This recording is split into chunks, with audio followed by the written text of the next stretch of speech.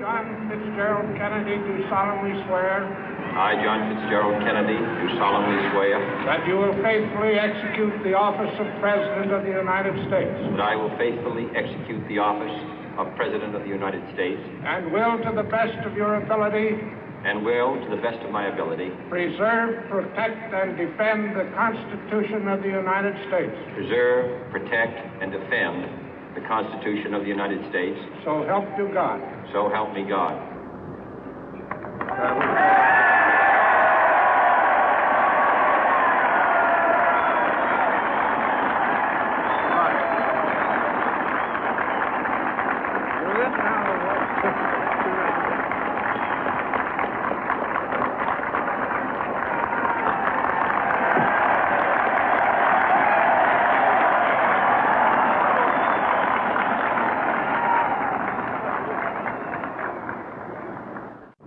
Vice President Johnson, Mr. Speaker, Mr. Chief Justice, President Eisenhower, Vice President Nixon, President Truman, Reverend clergy, fellow citizens. We observe today not a victory of party, but a celebration of freedom, symbolizing an end as well as a beginning, signifying renewal as well as change. For I have sworn before you and Almighty God the same solemn oath our forebears prescribed nearly a century and 3/4 ago. The world is very different now, for man holds in his mortal hands the power to abolish all forms of human poverty and all forms of human life.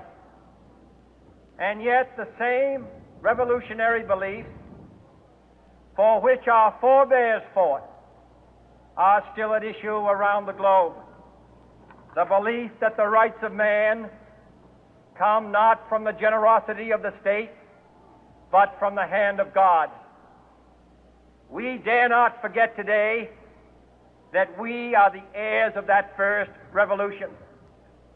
Let the word go forth from this time and place to friend and foe alike that the torch has been passed to a new generation of Americans born in this century, tempered by war, disciplined by a hard and bitter peace, proud of our ancient heritage, and unwilling to witness or permit the slow undoing of those human rights to which this nation has always been committed and to which we are committed today at home and around the world.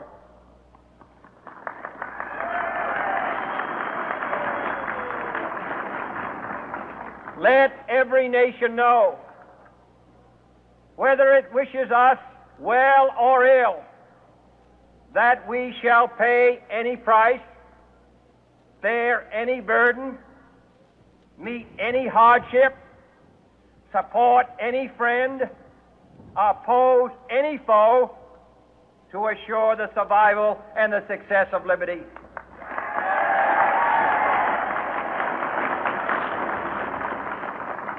This much we pledge and more. To those old allies whose cultural and spiritual origins we share, we pledge the loyalty of faithful friends. United, there is little we cannot do in a host of cooperative ventures.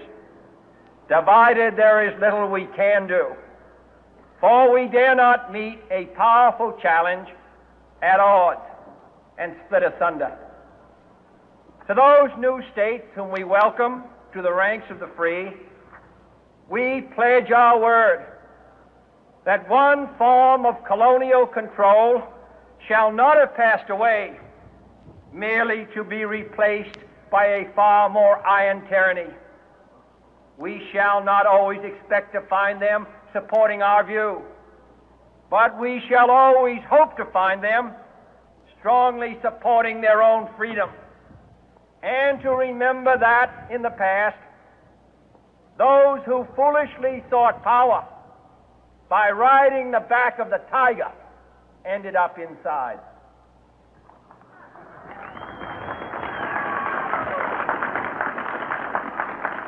To those people in the huts and villages of half the globe struggling to break the bonds of mass misery, we pledge our best efforts to help them help themselves for whatever period is required, not because the communists may be doing it, not because we seek their votes, but because it is right.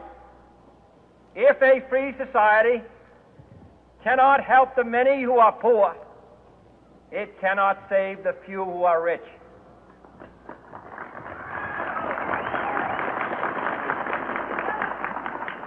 To our sister republics south of our border, we offer a special pledge to convert our good words into good deeds, in a new alliance for progress, to assist free men and free governments in casting off the chains of poverty.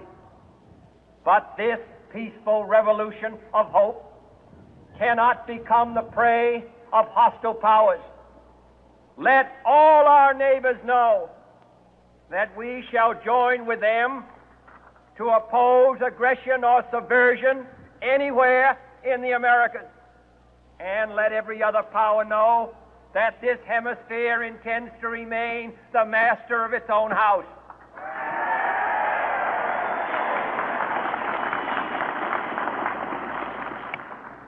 To that World Assembly of Sovereign States, the United Nations, our last best hope, in an age where the instruments of war have far outpaced the instruments of peace, we renew our pledge of support to prevent it from becoming merely a forum for invective, to strengthen its shield of the new and the weak, and to enlarge the area in which its writ may run. Finally, to those nations who would make themselves our adversary, we offer not a pledge, but a request that both sides begin anew the quest for peace. Before the dark powers of destruction, unleashed by science, engulf all humanity in planned or accidental self-destruction, we dare not tempt them with weakness, for only when our arms are sufficient beyond doubt can we be certain beyond doubt that they will never be employed. But neither can two great and powerful groups of nations take comfort from our present course, both sides overburdened by the cost of modern weapons, both rightly alarmed by the steady spread of the deadly atom, yet both racing to alter that uncertain balance of terror that stays the hand of mankind's final war. So let us begin anew, remembering on both sides that civility is not a sign of weakness, and sincerity is always subject to proof. Let us never negotiate out of fear, but let us never fear to negotiate.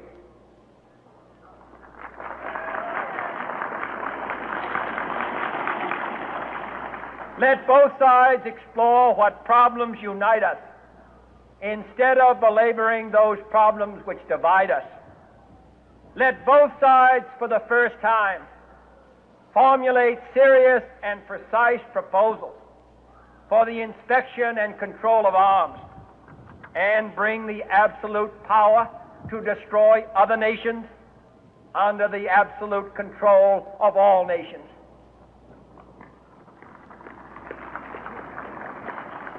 Let both sides seek to invoke the wonders of science instead of its terrors. Together, let us explore the stars, conquer the deserts, eradicate disease, tap the ocean depths, and encourage the arts and commerce. Let both sides unite to heed in all corners of the earth the command of Isaiah to undo the heavy burden and let the oppressed go free. And if a beachhead of cooperation may push back the jungle of suspicion, let both sides join in creating a new endeavor, not a new balance of power, but a new world of law, where the strong are just and the weak secure and the peace preserved. All this will not be finished in the first 100 days, nor will it be finished in the first 1,000 days, nor in the life of this administration, nor even perhaps in our lifetime on this planet. But let us begin.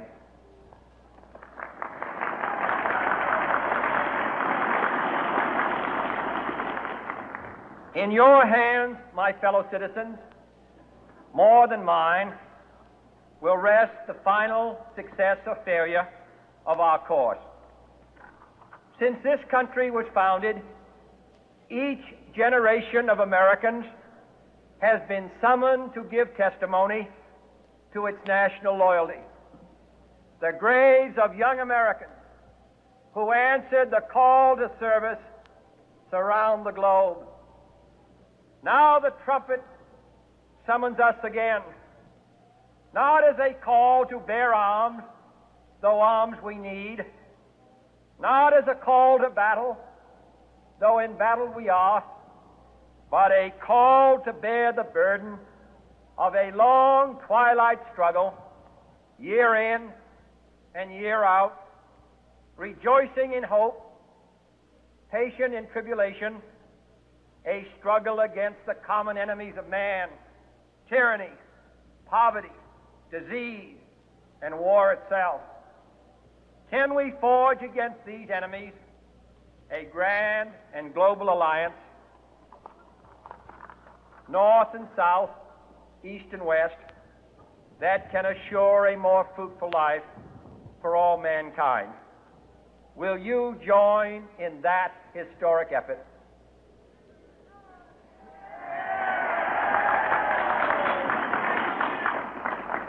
In the long history of the world, only a few generations have been granted the role of defending freedom in its hour of maximum danger. I do not shrink from this responsibility. I welcome it.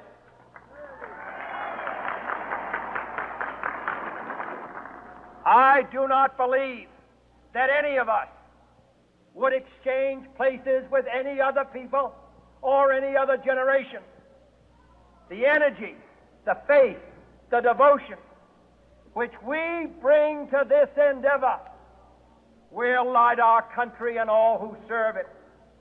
And the glow from that fire can truly light the world. And so, my fellow Americans, ask not what your country can do for you. Ask what you can do for your country.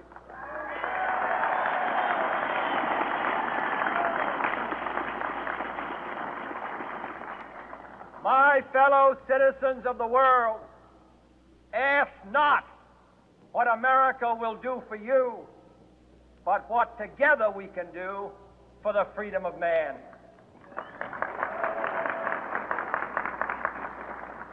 Finally, whether you are citizens of America or citizens of the world, ask of us here the same high standards of strength and sacrifice which we ask of you.